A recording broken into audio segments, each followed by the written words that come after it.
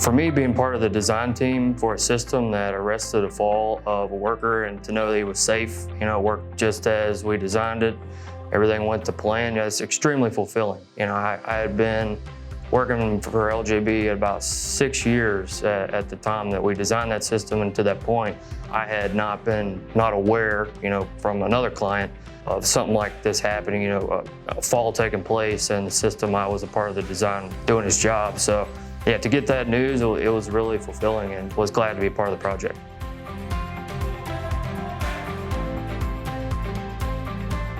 So in summer of 2021, we had a client who needed fall protection above the conveyors for the maintenance workers. And so I was a part of the design team that did analysis and design. So the system design was an overhead rigid rail. Once they're on the conveyor, they would attach to the trolley on the rigid rail.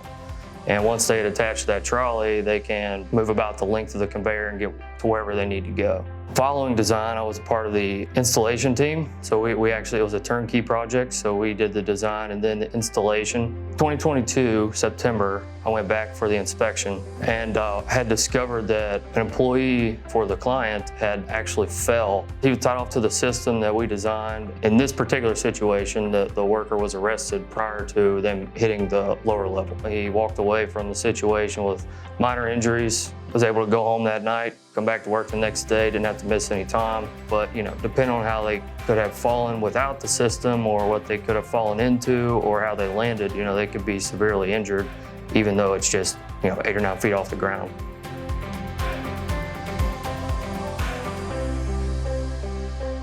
Worker safety is important. You want all your employees to be happy, safe, protected, go home at the end of the day. So regardless of just 8 feet off the ground, it's very important to protect your workers.